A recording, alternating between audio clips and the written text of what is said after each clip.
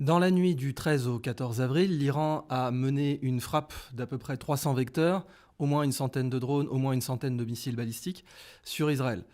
C'est considéré dans le feu de l'action comme une escalade majeure, mais je vais d'entrée de jeu ouvrir ce rapport sur le fait que ce n'est pas le cas, et qu'en réalité, c'était même le minimum syndical absolu que l'Iran pouvait faire, en particulier envers sa population, en considérant sa politique intérieure, par rapport bien sûr aux frappes illégales d'Israël sur son consulat en Syrie, qui ont tué des personnels militaires de haut rang. Alors on va commencer par le fait que ces frappes, à l'heure où j'enregistre, n'ont fait aucune victime déclarée, officielle. Elles ont démontré des vulnérabilités dans le dispositif israélien, c'est vrai, en particulier concernant la sécurité de certaines bases aériennes. C'est vrai que c'est extrêmement difficile de toute façon de garantir la sécurité d'une zone sur le plan de la défense antiaérienne. Les Russes l'ont bien démontré. Et puis surtout quand vous commencez à considérer plusieurs infiltrations possibles, les Iraniens n'ont pas de moyens par exemple de couler des bateaux israéliens à quai, mais dans le cas de la Russie, à Sébastopol ou ailleurs en Crimée, bien sûr, les Ukrainiens, avec l'aide de l'OTAN, avaient démontré que des vulnérabilités existaient, même quand on a développé les meilleurs moyens de défense disponibles à l'heure actuelle. Donc aujourd'hui, au moment où j'enregistre, la seule victime déclarée est une femme bédouine du sud d'Israël, grièvement blessée. Et par rapport à 300 lanceurs, enfin 300 vecteurs tout confondus, drones, missiles balistiques et autres, évidemment, ce n'est pas beaucoup et en un sens, tant mieux. Pourquoi ? Parce que c'est symboliquement quand même la plus grande attaque sur Israël de la part d'un État voisin depuis à peu près 30 ans, plutôt même 33 ans. Depuis, disons, la première guerre du Golfe, si on appelle la première guerre du Golfe celle où les États-Unis ont envahi l'Irak en 91. Sinon, ça peut être la guerre Iran-Irak. C'est la première fois depuis cette époque que autant de vecteurs sont lancés vers Israël par une puissance étrangère directement, pas par des proxys, pas par exemple par le Hezbollah, etc. Vraiment directement par l'Iran.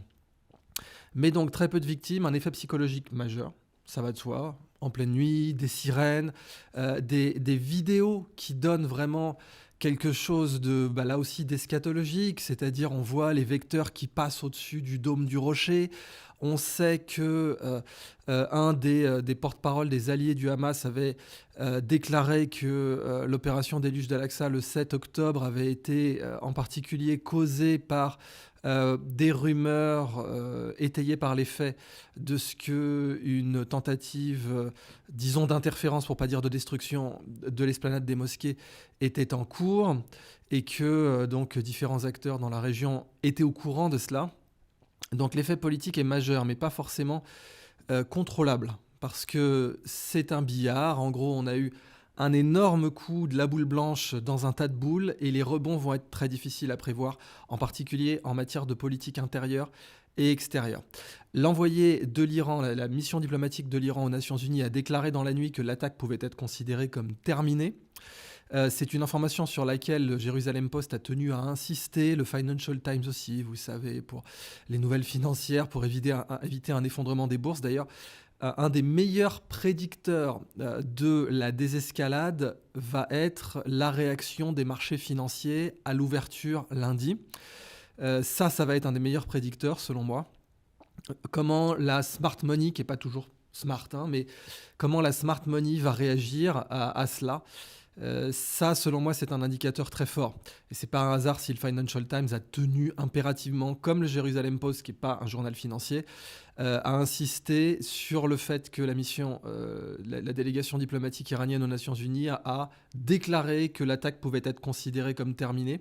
Cependant, que d'autres porte-parole iraniens ont déclaré que si Israël faisait, je cite, une autre erreur du type de l'attaque illégale, bien sûr, sur le consulat en Syrie, eh bien la réponse iranienne serait beaucoup plus violente, puisque pour l'instant, en essence, elle n'a pas été violente. Et d'ailleurs, je reconclurai là-dessus, mais on peut d'emblée la voir comme une sorte de parade, en fait, comme une sorte de meeting aérien. Il n'y a rien de négatif à ça, mais c'est vraiment pour avoir un diagnostic sur l'ampleur et le but recherché, l'état final recherché dans ce genre de démonstration de force qui n'est même pas réellement une démonstration de force. C'est ça aussi le paradoxe. C'en est une parce que l'Iran a tout à fait les moyens logistiques de mener ce genre de frappe plusieurs fois par semaine, pendant plusieurs mois si elle le souhaite. sans aucun problème. 300 vecteurs vers Israël, 3 ou 4 fois par semaine pendant 3 ou 4 mois. L'Iran a tout à fait la logistique pour ça. Cependant, l'Iran n'a pas utilisé de missiles hypersoniques, les fameux Fatah 2, qui eux peuvent aller en 5 minutes en Israël. Là, c'était vraiment des frappes qui étaient faciles à identifier au radar, faciles à cibler, faciles à contrer. Et malgré ça, certaines sont passées, certaines ont atteint des cibles infrastructurelles. Mais c'était vraiment une très petite frappe, autant sur le plan technologique que sur le plan des objectifs. Ça n'a pas ciblé de grands centres urbains, ça n'a ciblé que des zones d'infrastructure très peu habitées, et ça n'en a quasiment détruit aucune, mais ça a quand même démontré des failles importantes dans le dispositif antiaérien israélien. Parallèlement, vous avez par exemple une frégate lance-missiles russe, donc là c'est plus du tout le même niveau de puissance de feu. La frégate lance-missiles maréchal Chapochnikov, qui est entrée via Suez pour un exercice militaire naval qui était prévu bien avant les opérations israéliennes sur le consulat iranien. Par contre, cette frégate lance-missiles, donc, elle est équipée de Kinjal, de missiles hypersoniques, et donc c'est vraiment pas du tout la même puissance de feu.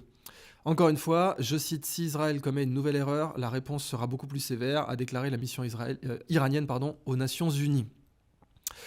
Donc, on peut déjà commencer par ce petit bilan. C'est une parade, ce qui a eu lieu. C'est pas une escalade irréversible. D'un côté, c'est la plus grande frappe du territoire israélien par un État souverain depuis autour de 33 ans. Mais de l'autre, une seule victime qu'on déplore, grièvement blessée. Bien sûr, on lui souhaite un prompt rétablissement.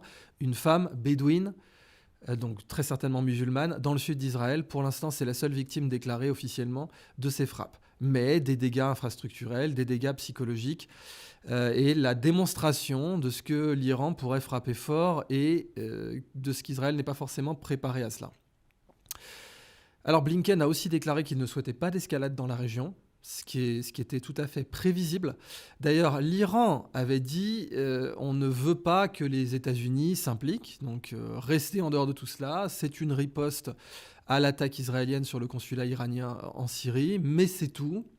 Donc, je ne saurais trop insister sur le fait que c'était avant tout symbolique, que ça avait une dimension de politique intérieure pour l'Iran. C'était important de calmer le jeu, de montrer pour l'Iran que le régime en place était capable de riposter et de sauver l'honneur en quelque sorte. Maintenant, l'Iran reste la première puissance régionale, en dehors d'Israël bien sûr, mais bon, en termes de bien sûr de superficie, de moyens aussi économiques maintenant malgré les sanctions et de personnel militaire, c'est avec la Turquie la première puissance dans la région. Et l'Iran et la Turquie ont bien sûr des intérêts extrêmement divergents, en particulier concernant la Syrie.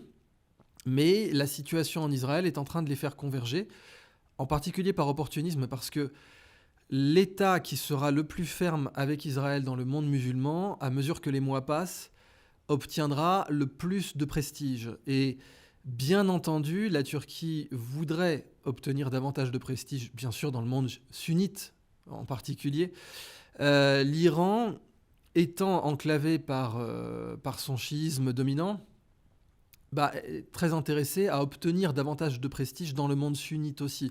Ce qui avait commencé avec le rapprochement avec l'Arabie Saoudite, dans l'entrée des BRICS, dans le cadre de l'entrée des BRICS de ces deux puissances, alors que bien sûr l'Iran et l'Arabie Saoudite étaient les deux rivaux régionaux dans la zone.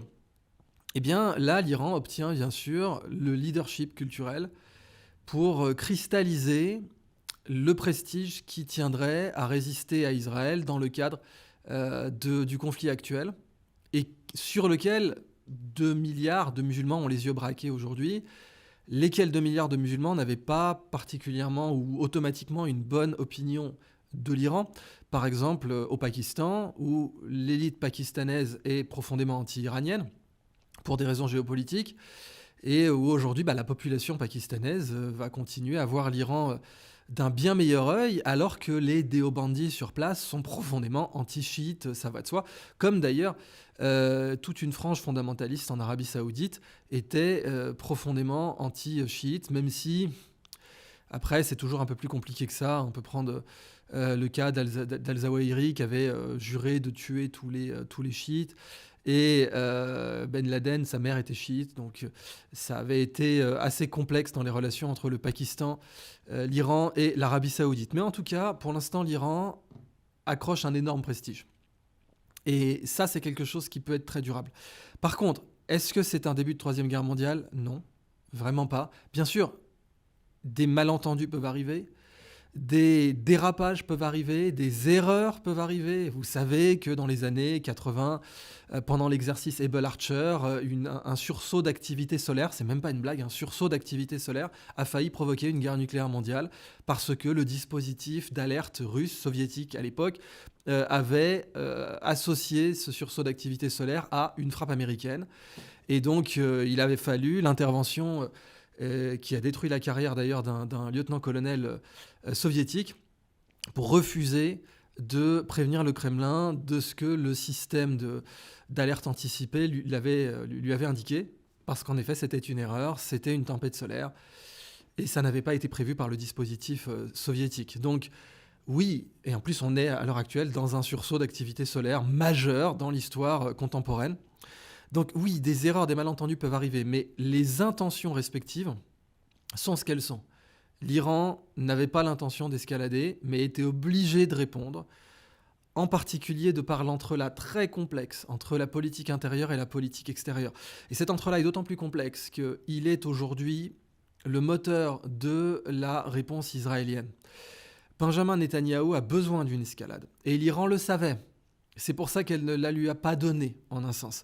Par contre, et c'est ce qu'un commentateur d'Al Jazeera a précisé, un commentateur précisément du Doha Institute for Graduate Studies, précisément en géopolitique, les dernières 12 heures sont une victoire pour Netanyahou. C'est tout à fait exact. Remarquez, je continue la citation, remarquez que l'on ne parle plus de Gaza, que l'on ne parle plus de l'aide humanitaire à Gaza, que l'on ne parle plus des massacres. Personne en Israël ne parle des otages non plus. Ça, c'est une victoire majeure pour Netanyahou, parce que je vous rappelle que quelques semaines plus tôt, vous aviez des familles d'otages en Israël qui étaient rentrées à la Knesset pour exiger une négociation avec le Hamas. On continuait à avoir bien sûr des manifestations dans les rues contre le régime de Netanyahou. Et donc, le commentaire, en l'occurrence de M. Mohamed El Masri, du Doha Institute for Graduate Studies pour Al Jazeera, je le valide totalement. C'est une victoire pour Netanyahou. Donc, il y a bien sûr un prestige pour l'Iran auprès du monde musulman en général, de se positionner, à plus forte raison parce que c'est un État chiite qui n'a pas forcément la sympathie des autres pays musulmans, de se positionner comme le leader de la grande résistance contre Israël. Oui, ça c'est une victoire politique, mais en face c'est un cadeau à Netanyahou. Parce que Netanyahou était de plus en plus isolé politiquement avec son grand rival à droite, Smotrich, qui était déjà en train de se positionner pour le dévorer au cabinet de guerre, et qui était en très bonne position pour cela, vraiment en très bonne position. Et là, Netanyahou revient, comme d'habitude, d'entre les morts, toujours avec ce génie politique qu'a Netanyahou, il faut totalement lui reconnaître ça, de mêler d'une façon extrêmement dangereuse, cela dit. Quand je dis génie, c'est plutôt une qualité de pilotage, mais c'est extraordinairement dangereux pour son pays, de mêler systématiquement de la politique intérieure et de la politique extérieure. Et d'utiliser parfois des provocations, parce que c'est bien sûr Netanyahou qui a décidé et déterminé cette frappe contre le consulat iranien en Syrie. Et c'est cette frappe qui lui a donné, par un jeu de billard, vraiment, c'est je frappe dans cette direction, je sais que la boule va revenir, que la bille va revenir dans cette direction, et que je vais pouvoir l'exploiter pour rentrer telle bille dans tel trou et marquer tant de points. Ça, c'était totalement ce que Netanyahou avait prévu, et les Iraniens ont été obligés de répondre, mais ont fait une réponse taillée sur mesure pour minimiser l'avantage politique à Netanyahou. Taillé sur mesure pour cela. S'il y avait eu des morts, par exemple, s'il y avait eu des civils morts israéliens, là, ça aurait été un énorme cadeau pour Netanyahou. Et les Iraniens lui ont refusé ce cadeau. Est-ce qu'il est capable d'utiliser cette frappe à des fins politiques ? La réponse est bien entendu. Est-ce que ses rivaux, comme Smotrich, sont capables de l'utiliser mieux que lui ? Les jours prochains vont le dire. Smotrich est bien moins animé par un déterminisme eschatologique que Netanyahou, bien moins.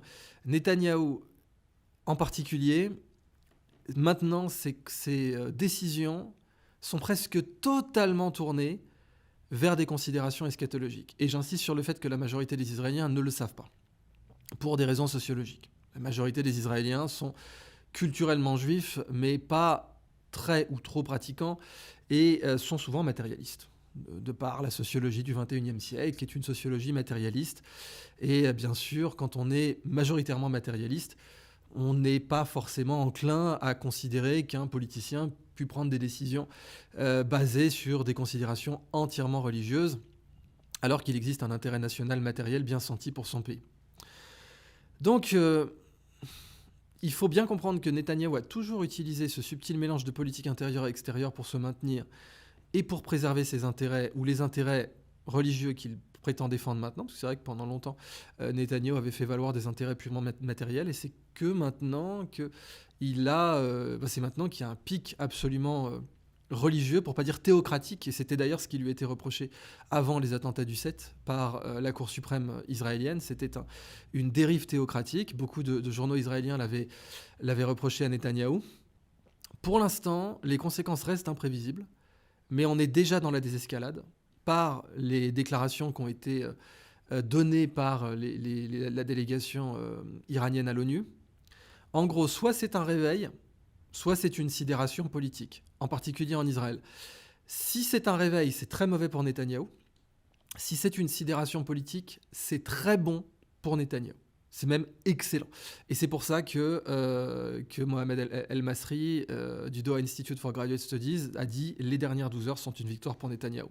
Il a tout à fait raison. Maintenant, soit ça évolue en un réveil. Qu'est-il en train de se passer ? Que fait notre cabinet de guerre ? Quelles sont ses motivations profondes ? Quelles sont en particulier les motivations profondes du Likoud et de l'aile droite du cabinet de guerre, de l'aile la plus à droite, pas Smotrich, qui est pourtant très à droite.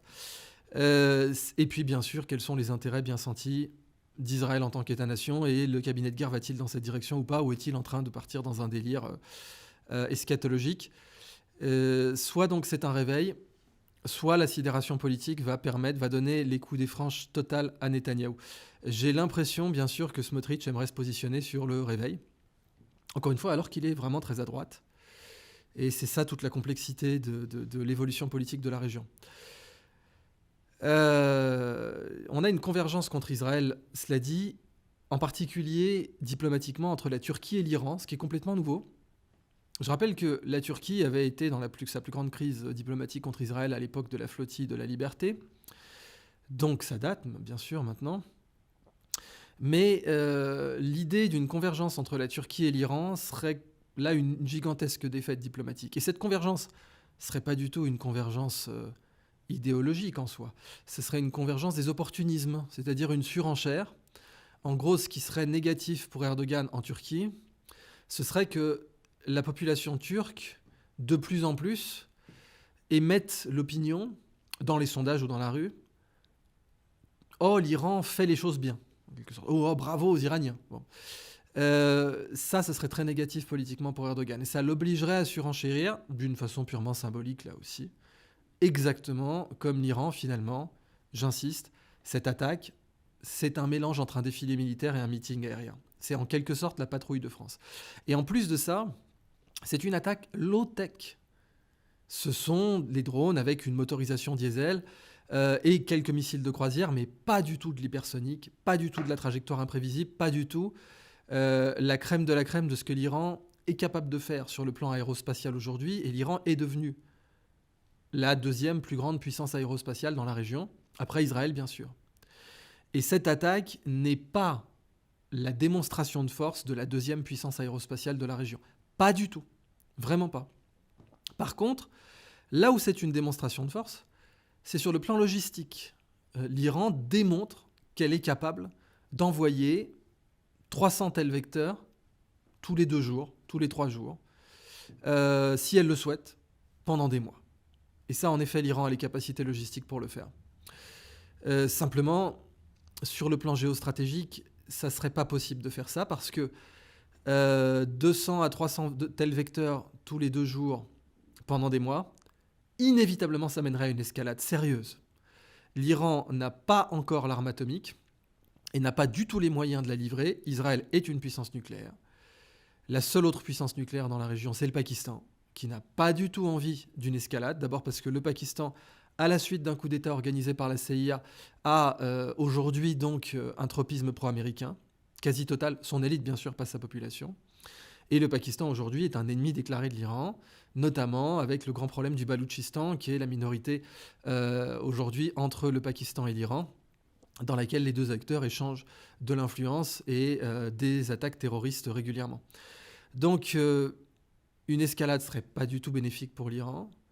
Et c'est bien pour ça que l'Iran est déjà en train de désescalader. Donc d'un côté, une certaine vulnérabilité d'Israël a été démontrée avec des moyens low-tech. Je ne peux pas insister suffisamment sur ce terme, low-tech.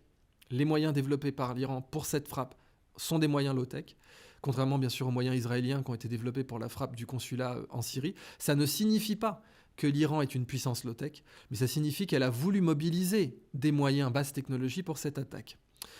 Bien sûr, les moyens haute technologie qui ont été mobilisés paradoxalement, l'ont été spécifiquement pour ne pas causer de victimes civiles. Ça, ce sont des moyens high-tech, de renseignement, de reconnaissance satellite et de guidage. Mais les vecteurs eux-mêmes qui ont été envoyés sont des vecteurs low-tech. Or, l'Iran a, bien sûr avec les Fatah 2 et d'autres vecteurs, des moyens high-tech. Et derrière, bien sûr, on a la Russie qui a les moyens les plus high-tech de toute la région en matière de frappe hypersonique, devant même les États-Unis, et qui continue à se positionner. Donc vous pouvez être sûr que les chancelleries ont échangé, que la Russie et l'Iran ont déjà coordonné cela, voire même que l'Iran a prévenu la Russie. Je fais partie de ceux qui pensent que l'Iran avait prévenu la Russie que ce genre de frappe aurait lieu, voire même que l'Iran aurait pu prévenir Israël quelques 3 heures avant, quelques 6 heures avant, d'une façon directe ou indirecte, que de telles frappes auraient lieu. Alors, prévenir Israël, en l'occurrence, c'est pas par les chancelleries dans ce cas-là, c'est par une activité radio, une activité radar, une activité générale, qui est une façon courtoise de prévenir que ça va arriver. Je suis quasiment convaincu que c'est ce que l'Iran a fait. Et que si l'objectif de l'Iran était justement d'avoir une riposte symbolique forte, avec une mise en garde forte également, mais pas une escalade incontrôlable, et pas un cadeau à Netanyahou, ce qui était quasiment impossible parce qu'on est au Moyen-Orient. C'est vraiment, toujours pour tisser la métaphore du football dans la zone, c'est des touchés de ballon extrêmement complexes. Les espaces pour contrôler le ballon diplomatique au Moyen-Orient sont très étroits. La moindre erreur est un cadeau pour l'adversaire. Donc quand on doit faire un contrôle, en l'occurrence c'est un contrôle ce qui s'est passé. Vous avez une perte de balle israélienne dans ce qu'ils ont fait sur le consulat iranien en Syrie, à Damas. Et c'est l'Iran qui reprend l'initiative. Mais la façon dont elle touche la balle peut devenir un cadeau pour Netanyahou ou pas, et ça se joue vraiment au millimètre près. Et ce millimètre, c'est par exemple les victimes civiles, la fédération de tout le sentiment national israélien vers Netanyahou alors qu'il était dans une position extrêmement étroite, compliquée et dangereuse pour lui. Et c'est ça, toute la complexité de la politique au Moyen-Orient, où on ne peut pas faire de réponse à l'emporte-pièce et on ne peut pas bourriner comme un malade, aussi bien sur le plan diplomatique que sur le plan militaire et géostratégique. De ce point de vue-là, la réponse iranienne a été taillée vraiment impeccablement pour répondre à des objectifs politiques intérieurs et extérieurs, envoyer un message précis à Israël, mais faire aucune victime, et désescalader d'entrée de jeu. Maintenant, ça ne signifie absolument pas qu'une une nouvelle escalade est impossible. Il va y avoir des conséquences majeures sur les élections américaines aussi. Parce que ça, c'est pas seulement un cadeau à Netanyahou, c'est un cadeau à Trump. Alors, les relations entre le Likoud et le Parti républicain sont beaucoup plus compliquées qu'on le croit. Du temps de George Bush, du temps des néoconservateurs en général, le Parti républicain était entièrement aligné sur le Likoud. Entièrement. Et souvent même vice-versa. En particulier, et là il faut voir aussi les causes et les effets, après les attentats du 11 septembre, les Américains ont eu, diplomatiquement, un blanc-seing pour faire ce qu'ils voulaient au Moyen-Orient. Ce qu'ils voulaient. l'Afghanistan, l'Irak, les crimes de guerre commis en Irak, qui ont donc été révélés par Julian Assange et par la suite aussi par Snowden. Bon, les Américains avaient un blanc-seing pour ravager des États dans la région et en faire des États faillis. Vous avez eu l'axe Paris-Berlin-Moscou, qui était le dernier grand axe gaulliste chiracien dans le cas français, puisqu'après 2005, Jacques Chirac a fait un AVC. Il avait été élu, reprenons un peu ce contexte, c'était très emmerdant pour les chancelleries américaines d'avoir un Jacques Chirac qui avait fait du 82% en 2002. Et c'est parce qu'il avait fait du 82% qu'il avait pu, en état de grâce, dire non à l'invasion américaine en Irak, avec Dominique de Villepin. Entre-temps, la CIA a flingué la Chiraquie avec l'affaire Clearstream, et de Villepin a été ravagé politiquement, pour faire en sorte que plus jamais il put influencer la politique française. Et à partir de 2005, quand Jacques Chirac fait un AVC, c'est Nicolas Sarkozy qui devient l'homme fort au détriment de Villepin. Et Nicolas Sarkozy, on ne peut pas vraiment l'accuser d'avoir trahi, il a affirmé très publiquement qu'il était pro-américain. C'est normal, Frank Wisner Jr., qui était le patron de la CIA, était son beau-père. C'était littéralement le nouveau compagnon de sa mère, après que son père biologique eut abandonné leur famille. Pas le Sarkozy de Nagui Boxa. Donc on ne peut pas reprocher à Sarkozy pour le coup d'avoir pas été transparent, il était pro-américain, mais on peut davantage le reprocher à François Hollande, ou même à Emmanuel Macron, qui n'a pas fait une profession de foi pro-américaine. Quoi qu'il en soit, à l'époque, eh bien, la France cesse d'envisager une indépendance diplomatique, et elle s'aligne, bien sûr, sur les intérêts américains, pas forcément d'ailleurs les intérêts, parce que c'est ce que pensaient être les intérêts américains, mais sur la volonté américaine dans la région. Même sous Obama, qui restait néoconservateur dans l'âme, même s'il ne l'avait pas déclaré, à beaucoup d'égards, la politique de Barack Obama a été proche subtilement de la politique d'un Dick Cheney. C'est très étrange de voir ça, de se dire quand même Barack Obama était l'ennemi de George Bush. Bah oui, mais en fait, quand on regarde ce qu'il a fait en Syrie et ce qu'il a fait en Libye, en réalité, sa politique était très proche d'un Dick Cheney. À partir de là, les États-Unis ont pu détruire plein d'États. La Syrie, alors justement la Syrie c'est un peu le contre-exemple, ils l'ont détruit et il y a encore une base là-bas, américaine, illégale bien sûr. La Libye, mais la Syrie a pu résister avec l'aide russe et aujourd'hui reste une épine dans le pied des États-Unis et des intérêts israéliens dans la région. Mais le paradoxe qu'avaient pas du tout prévu les néoconservateurs et qui est aujourd'hui au cœur de la situation iranienne et de l'interaction entre Israël et l'Iran, c'est que tout ça a renforcé l'Iran. Le plan de Dick Cheney, de Paul Wolfowitz, de Donald Rumsfeld était de ravager la région pour la remodeler. Et bien entendu, Netanyahou et Sharon à l'époque étaient favorables parce qu'ils y voyaient un gain majeur pour la diplomatie israélienne, voire même un gain territorial. Parce qu'après tout, les frontières d'Israël auraient pu s'étendre à la faveur d'une récession majeure géopolitique de l'Irak, pour ne pas dire un ravage de l'Irak. Or, qu'est-ce qui s'est passé ? Barack Obama s'est rendu compte, à la suite de George Bush, qui lui ne s'en était pas du tout rendu compte. Barack Obama, et certains diraient l'État profond, se sont rendus compte que l'Iran était un trop gros morceau pour les États-Unis. C'est exact. Les États-Unis n'avaient pas les moyens, en 2011 par exemple, d'attaquer l'Iran. Et il faut se rappeler que même pendant la campagne de Barack Obama, donc 2008 si ma mémoire est bonne, eh bien vous aviez John McCain, qui était un faucon majeur, qui était pour, bien sûr, un bombardement de l'Iran. Et on avait commencé à attiser, à préparer les esprits, à vendre la guerre contre l'Iran. On avait un Bernard Kouchner en France qui avait dit de façon fameuse « l'Iran doit se préparer au pire, et le pire, c'est la guerre ». Donc on avait commencé à battre les tambours pour la guerre contre l'Iran. Et l'État profond américain s'est rendu compte de ce que, logistiquement, c'était pas possible. Sachant que l'armée américaine a échoué complètement et totalement en Afghanistan, je rappelle, 2000 milliards de dollars dépensés pour remplacer les talibans par les talibans. Et aujourd'hui, les talibans n'ont jamais été aussi forts de toute leur histoire, en Afghanistan. Donc c'est un échec total absolument totale. Et l'Iran est bien plus puissant, bien sûr, que l'Afghanistan. Donc, dans ce contexte-là, c'était assez compréhensible que les États-Unis ne pouvaient pas menacer réellement l'Iran autrement que par des sanctions économiques. Et là, ils ont mis le paquet. Et Barack Obama a décidé de mener une politique étrangère américaine qui ferait tout sauf l'Iran. Or, cette politique étrangère du tout sauf l'Iran, elle a renforcé l'Iran au Yémen, puisqu'aujourd'hui, Ansarallah, donc les Houthis, qui est le parti totalement pro-iranien, et qui est un proxy de l'Iran, de fait, est la première puissance au Yémen. Le Hezbollah a été renforcé à la suite de l'échec israélien en 2006, qui n'était pas prévu, bien entendu. Et Bachar al-Assad, aujourd'hui, est allié de fait avec l'Iran.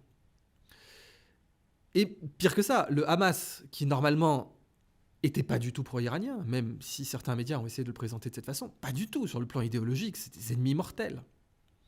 Comme les déobandis d'ailleurs. Il n'y a qu'à regarder ce que les déobandis disent de l'Iran. Pour eux, c'est le diable, quoi. Il y a le premier diable qui est Israël, et puis il y a le deuxième diable qui est l'Iran. Aujourd'hui, l'Iran est la première influence en Irak, la première influence en Syrie, la première influence au Yémen et la première influence au Liban.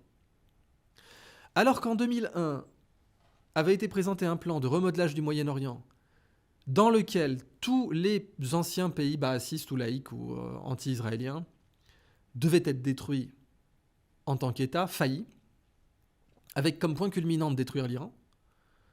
Le point culminant, donc tout a été fait. L'Irak a été détruite, la Syrie a été quasiment détruite, la Libye a été détruite, le Liban est devenu un quasi-État failli, le Yémen aussi. Donc tout ce plan a été fait, mais le point culminant de ce plan, qui devait être porté par McCain, n'a jamais été accompli. Et aujourd'hui a fait que l'ironie de l'histoire, c'est que l'Iran est de très loin la première puissance dans la région, sur le plan diplomatique, et la première puissance en particulier au Liban, en Syrie, au Yémen et en Irak.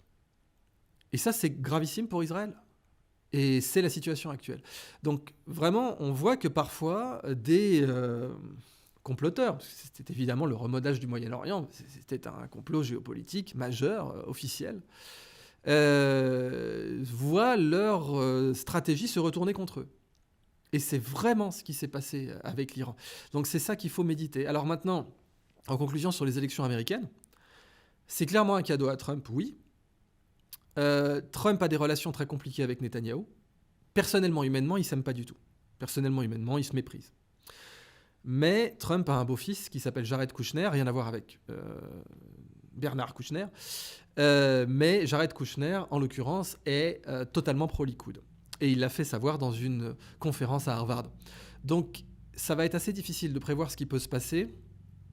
C'est-à-dire dans quelle mesure le Likoud d'une part, mais Israël ensuite en général, et puis donc maintenant l'opposition qui essaie de prendre pied avec notamment Smotrich, qui reste une opposition très à droite, même la plus à droite de toute l'histoire d'Israël.